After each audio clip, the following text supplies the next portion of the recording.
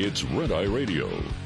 Gary McNamara and Eric Harley talk about everything from politics to social issues and news of the day.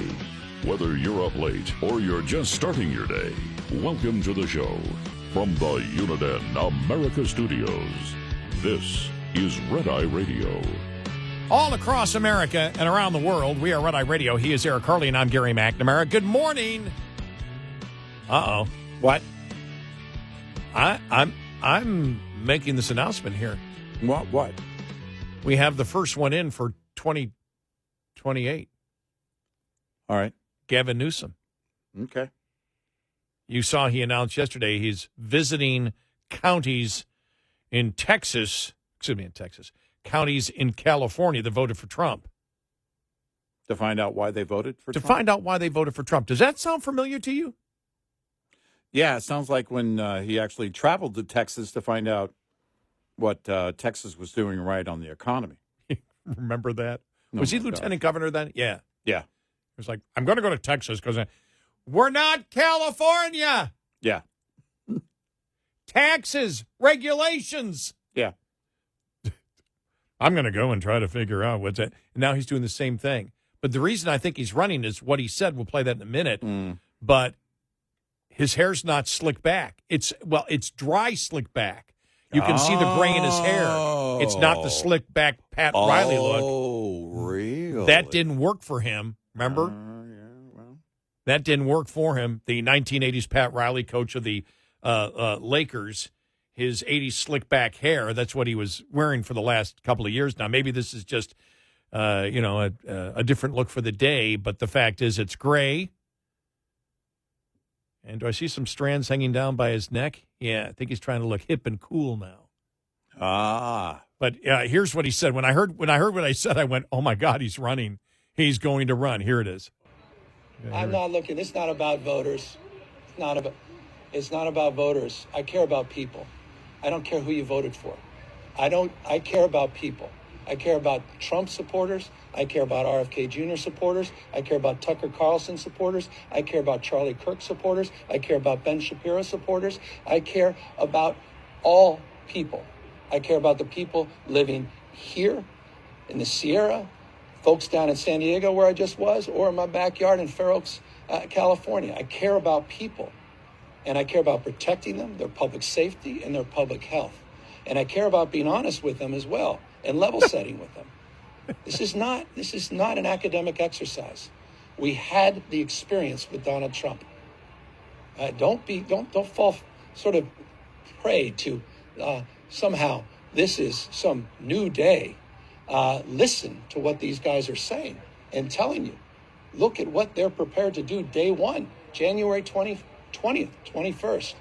Get prepared, and no impact will be greater than the impact in this region. And there may be a lot more Trump supporters here, but that doesn't matter. I'm going to still have their backs because they need us to have their back, not turn their back on them. The hell does that even mean? Yeah, it was so all over the place. That's why I said you care about people. That's why I said he's running. No specifics, but I care about everybody. Yeah, I care about everybody. Hey, can we talk about San Francisco?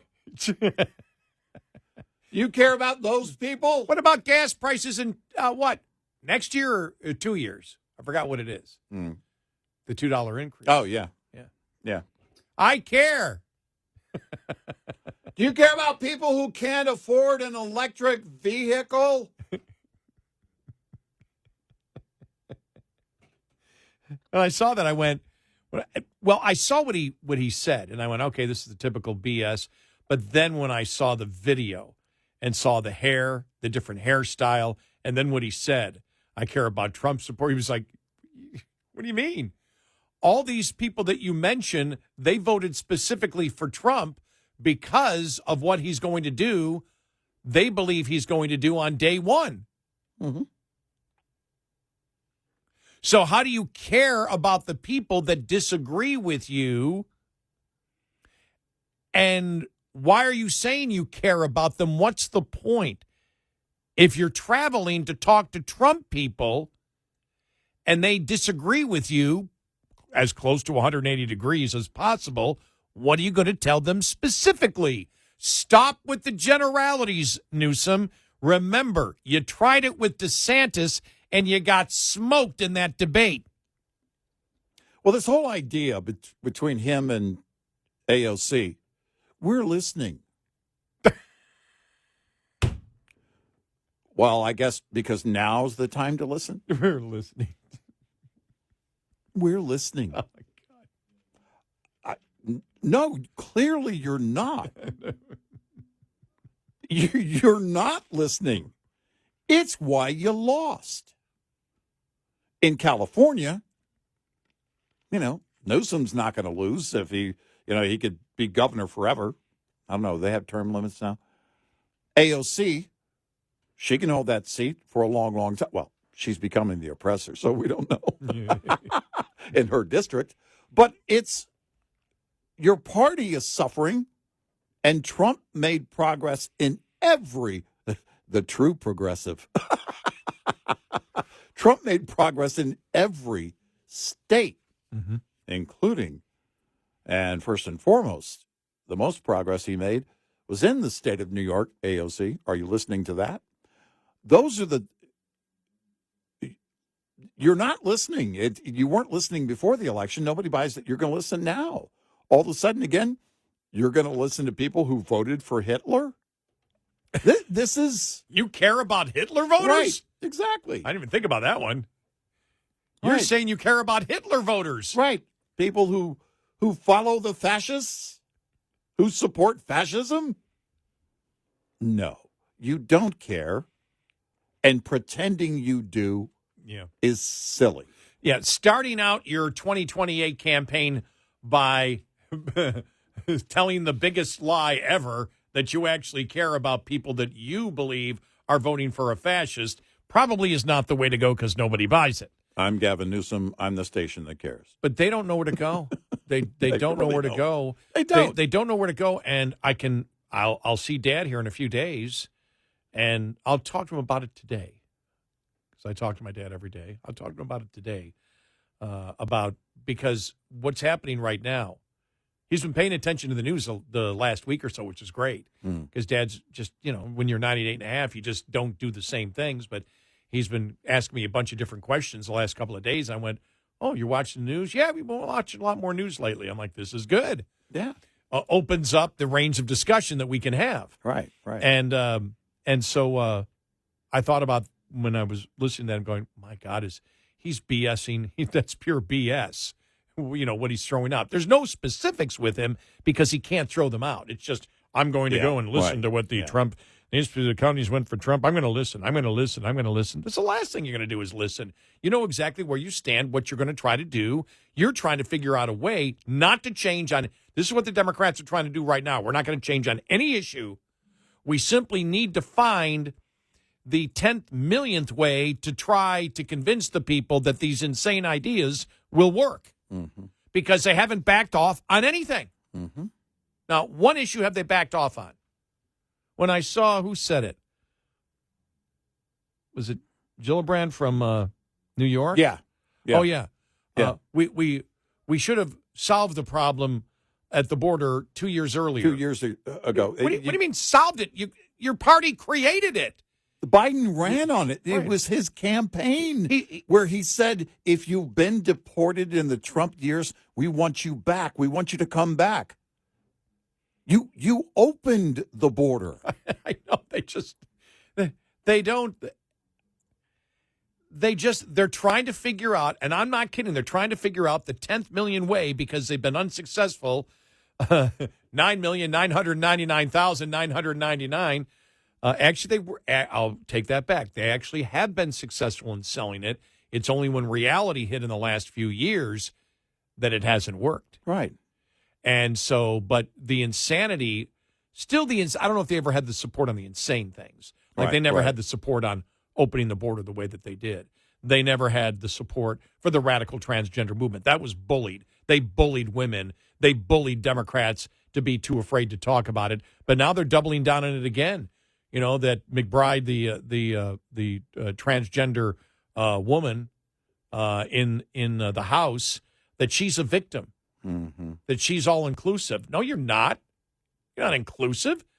It's amazing. The misogyny towards biological women is the most mind-boggling thing I've ever seen in 2024. I can't believe it. The anti-Semitism is close, but for so long they have been so clearly misogynist against women, threatening women, and then claiming that because somebody, think about this, because somebody thinks they're a woman who is not, who is a biological man, that somehow they support women's rights because they support a man who thinks he's a woman who wants to define what a woman is and wishes to invade real women and their private spaces. It's just nuts. Men are leading the cause. I know. It's just crazy. And they think they can still win this. And leadership in the House says the other day, it's bullying. Yeah, ladies, quit bullying the men. Yes. You biological women, how dare you bully the men? Stop bullying men, biological women. That's the word that Hakeem Jeffries used the other day, this bullying tactic. Bullying? By the way, I hate parsing this just so people understand what I'm saying by saying biological woman. Because it's woman. You know, that's the biological is redundant. Right. There is no, oh, okay, you're another type of woman. No, there's only one type of woman. Right. It's done by chromosomes. It's the distinction for the conversation. Yes. Yes.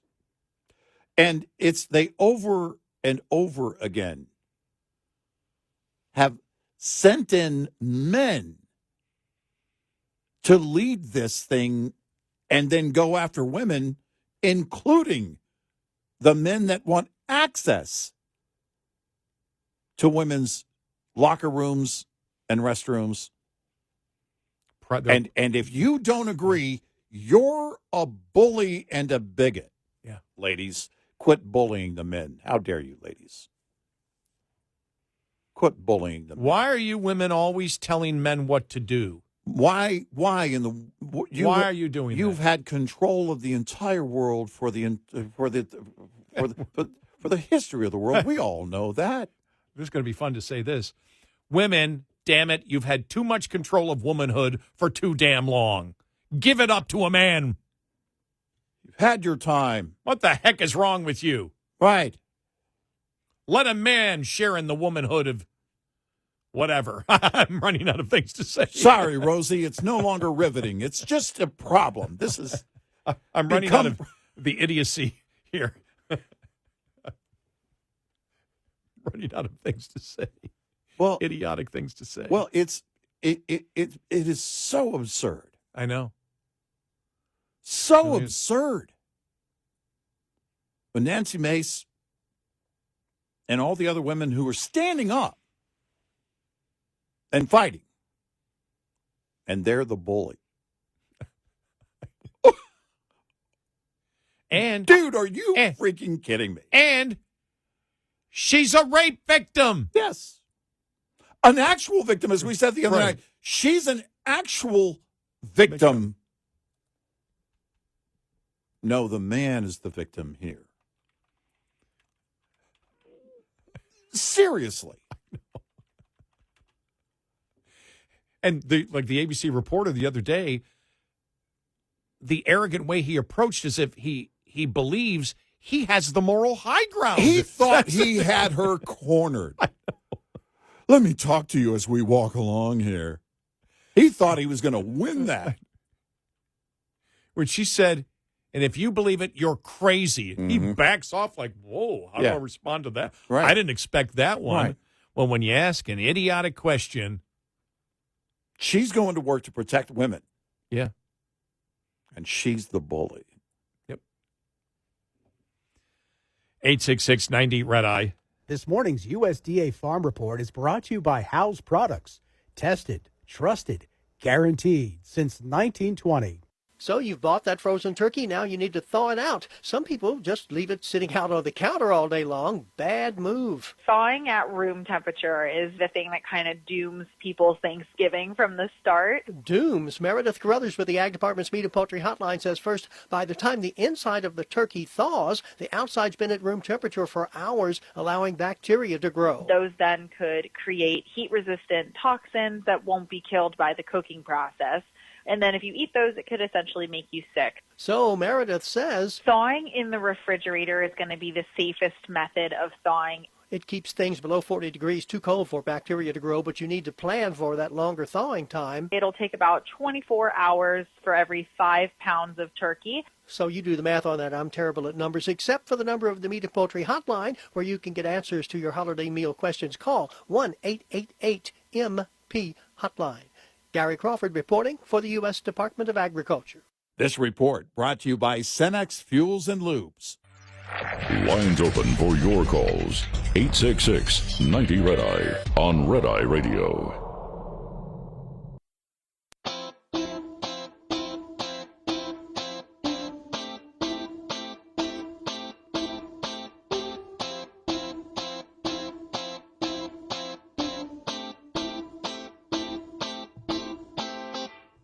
It's Red Eye Radio. He's Eric Harley, and I'm Gary McNamara.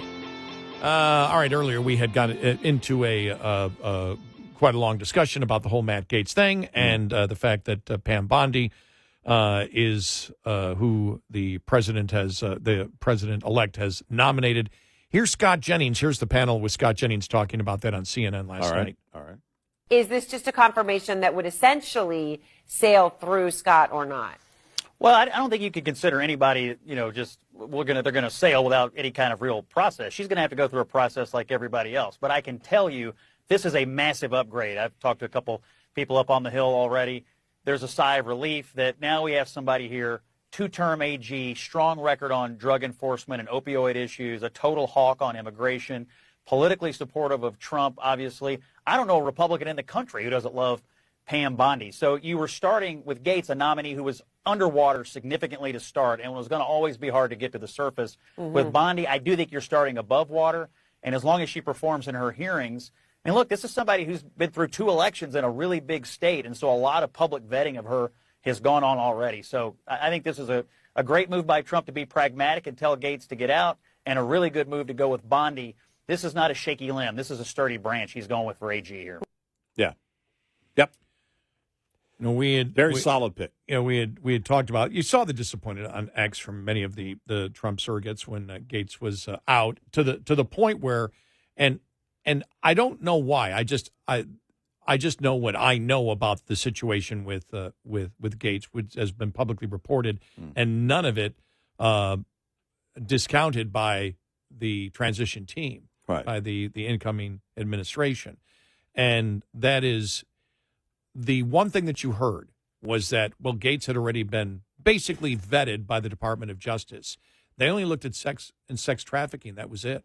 Right. There's like 5 or 6 other issues, including tax evasion. There's a bunch of other remember, they're all allegations, none of it. But people forget about that's what the House Ethics Committee was looking at. And I think that when that came out, what was in there, that it just wasn't about sex. It was about, 3 or 4 other different things of concern. Whether he's, did them or not, it's a fact that they existed. At that point, it was like, okay, that's enough. You said it early on. You said nomination periods are not trials for personal actions that you have done that if legit, if true, are viewed as outrageous and disqualifying. Well, that's it. It's not, you can't have that trial when you need the process actually for confirmation. It is a vetting process, but it is not and should not be a trial for clearing his name. And he may be innocent. Clearing his name is on him, not Donald Trump or the Trump administration. And so then with everything that was being added, all the new stuff that was being added on and all the other concerns, it was going to be multiple trials, essentially, happening in the media.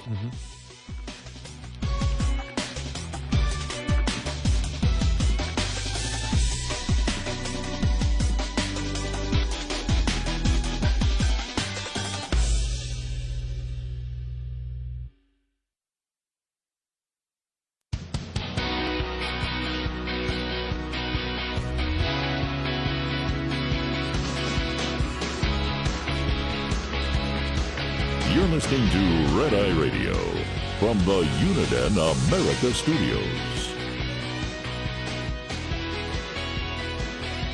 It's Red Eye Radio. He is Eric Harley, and I'm Gary McNamara. Welcome and good morning. Thank you for being here. Download our Red Eye Radio app today, and you can listen when and where you choose. Our show becomes a podcast just a couple of minutes after the show's done. Woohoo! So you can listen when. I already said that. I wish not to be redundant. And also, you wish not to be redundant. Indubitably. All right, so Gaetz is out. Bondi is in. The only other thing I have to say is, and we had said this earlier, because it's just like you shake your head a little bit. And these are every election, though, you get new surrogates in. Yeah. And right. You and I have been in this business long enough, decades upon decades upon decades, where we've seen almost everything. And in every new election, you get new surrogates in that are saying and repeating the exact same things that were repeated in elections before. And you go, you roll your eyes and you go, come on, stop it. The one thing about, well, there had to be something more to this that's going on. This is Trump playing seventh dimensional chess. Yeah. 19th dimensional chess. He actually did this and knew that Gaetz wouldn't be approved because he wished Gaetz to not be approved. And then Bondi, I actually saw these are ones I've actually seen. Yeah. And then Bondi would be put in. Well, you didn't need to go the Matt Gaetz route. You could just nominate Bondi. Put Bondi in. The other was, well, they expected this. This was seventh dimensional chess because Trump wanted Gaetz not to be approved, and then he would be available to fill Rick Scott's position, and DeSantis would anoint Matt Gaetz. Sources tell National Review that's not happening. DeSantis does not want Matt Gaetz to fill that particular role. But it's this excuse making, and the one that we saw last when we went, do you realize you're actually insulting Trump? Because that was the last one I saw just about an hour and a half ago, and we commented on it. Then I'd seen it over the last couple of days, and that is the fact that let me make sure I get this one right. That Trump, what was it now? I just want to make sure I get this one right. That they didn't say three-dimensional chess. But he did it. Oh, I forgot now what it was. Well, was it the one where he wanted to call out the senators and know where the senators stood? Yeah, that's it, yes. Basically, right. To get the feel of where each senator stood, if they were going to be behind him or not. Yeah, they want to know which senators were going to support him on the issue, so they decided to get somebody as radical as Gaetz in there. That is an insult to Trump. I don't even know that they knew that they're insulting Trump by saying that. They clearly didn't. Because you're saying that Trump has no idea which senators support him, and that transition team knows every single senator that will support them and every single senator that will not support them on anything that might seem out of the ordinary. Right. So that's insulting Trump. Right. And to me, I'm just like, are people thinking? But then I went, wait a minute. A lot of these people, this is their first election or second election. And remember the whole, good God, we went through back in 2016 and 2017, Trump playing 20-dimensional chess on everything. Yeah, right. He was never wrong. Everything was a different thing that none of us can understand, but it must be a different dimension of chess. Stop it. He actually helped to bring Robert Mueller in as the special prosecutor so that he could be the underdog going in, in the early part of his presidency. And I mean, that wasn't a real one. No, but that's how crazy it was getting. Yes, and the reality is, here's the reality, and there are a few possibilities. They miscalculated. That's the generic thing. They miscalculated in picking Gaetz. Whether they knew everything, I don't know. Only they know. Did they know not just what the Department of Justice investigated, but actually the different issues that the Ethics Committee was investigating? Did they know all of it? Because it seemed like after more was leaking out that was outside of anything to do with sex, that had to do with taxes and or bribes or whatever, which is, according to the Wall Street Journal, in, what they were investigating. Not saying he's guilty, but it's a fact of what you said day one. You said the nomination trial. The nomination process is not supposed to be a trial, and is never going to be a trial for that person on possible crimes that they have committed. Right. And you can't have it that way. You don't want it that way. It's not the place to clear someone's name, legally or otherwise. And that's on Matt Gaetz to clear his own name if he's innocent of any of or all of these allegations. It's not on Trump. And when you see the Hegseth situation, and right now I would say he's safer, and I think if he does, you and I talked about this, if he does go, that would be in the next probably week that they would do that to get it out of the way by Thanksgiving. And that's because he's a different situation, with the law enforcement in essence clearing him, even though the testimony the report from the police is different from what the lawyer defending Hegseth was defending him on, right, which was bizarre. Yeah. Because the lawyer for Hegseth actually made it seem worse than the conclusions that the police came to. Right. And that not in the form of that he committed a crime, but he was much more drunk, according to his own lawyer. Right. In that one incident. But the problem there is not even the incident. The problem is, number one, it looks like maybe on Gaetz and I don't know who else, but Hegseth, they didn't do the proper vetting. Right. They did not do the proper vetting on it. I think it's clear on both of them now that vetting wasn't done the way it would have been done in the past. They were moving at a pretty good speed, trying to hit the ground running. I don't know if that's what caused all of it, but the vetting process shouldn't suffer as a result of it. But maybe they thought there was, again, with Hegseth, the word is there was a lot of this stuff they really didn't know. Well, that was the thing. That's why you vet. They've been blindsided twice. They had no idea. Mm-hmm. And, of course, they probably asked them anything we need to be concerned about. They had no idea about the initial allegations. Right. And then they had no idea when that was done. They asked, is there anything else? Yeah. From what we know, the published media reports, not denied by the campaign, or excuse me, by the incoming administration. Susie Wiles reportedly asked Hegseth anything else we need to know about. And then, boom, on Wednesday, they were hit with and really shook up, according to multiple news reports, by the fact that he had a police report the whole time. Well, they wanted that police report. Right. They wanted to know what was in it, and the story is he didn't give it to them. If that's the case, there's two strikes. What you're saying is, you're going to be my Secretary of Defense. Can I trust you to tell me what's going on if it involves you in any way? Can I get a straight story from you? That's actually his biggest problem with the administration right now, or not with the incoming administration right now. Yeah.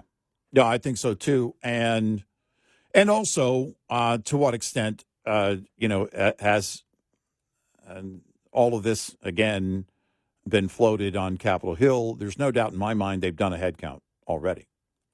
I don't know where that head count is on Hegseth. I knew that they had.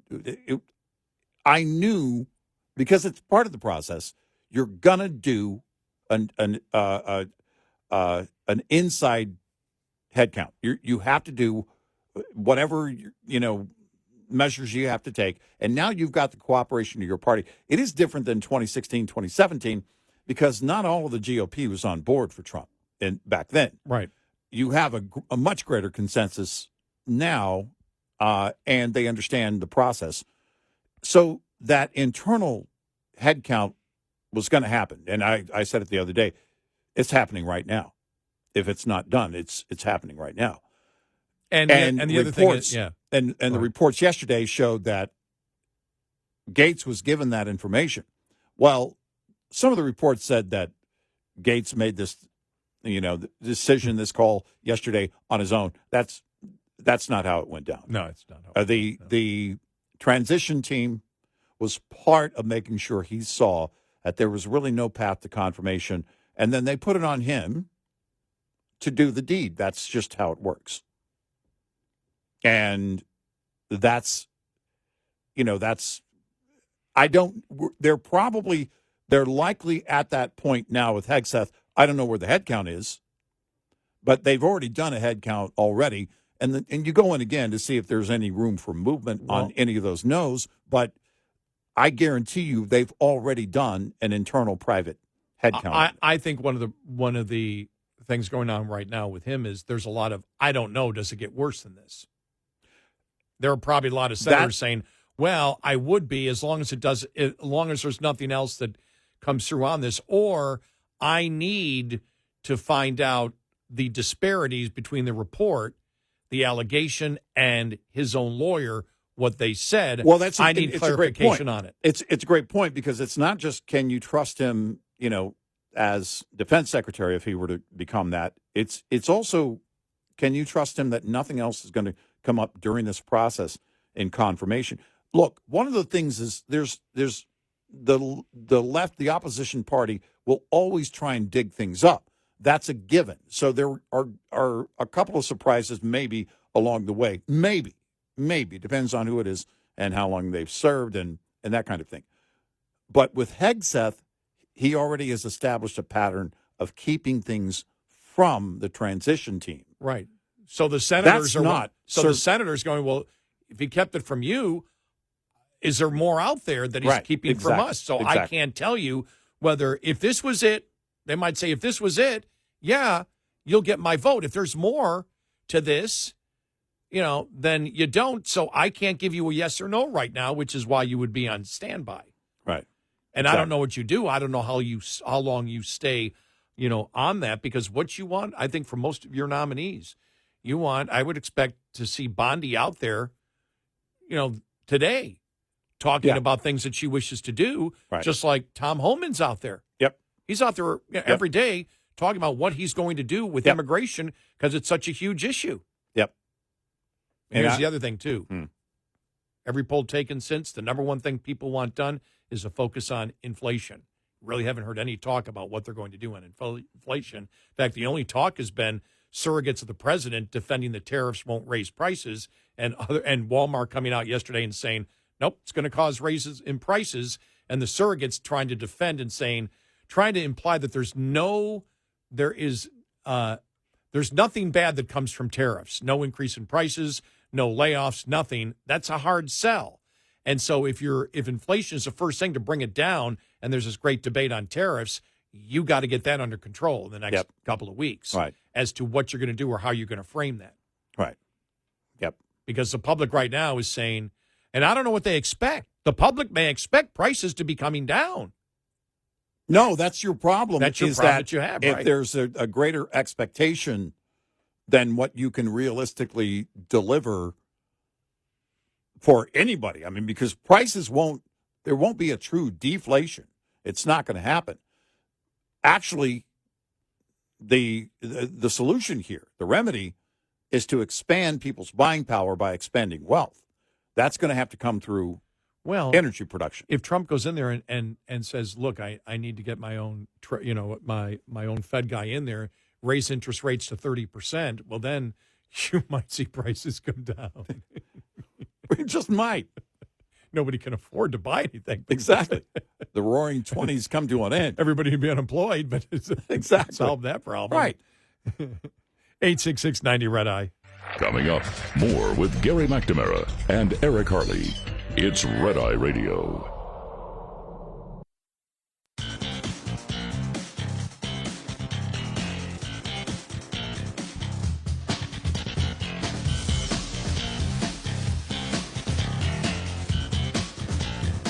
It's Red Eye Radio. He's Eric Harley, and I'm Gary McNamara.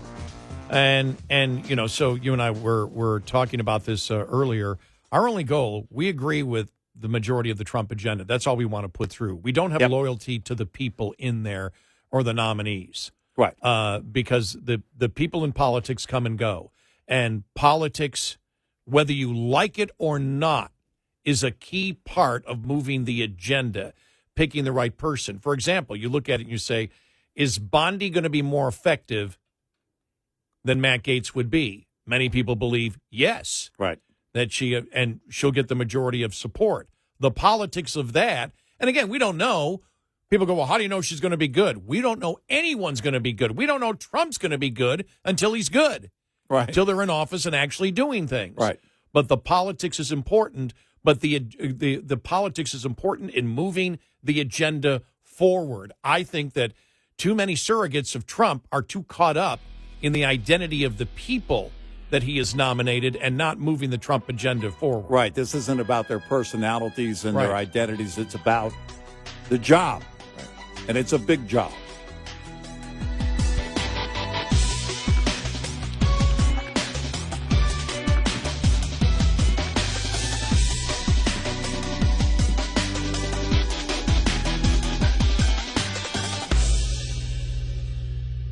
This is Red Eye Radio on Westwood One.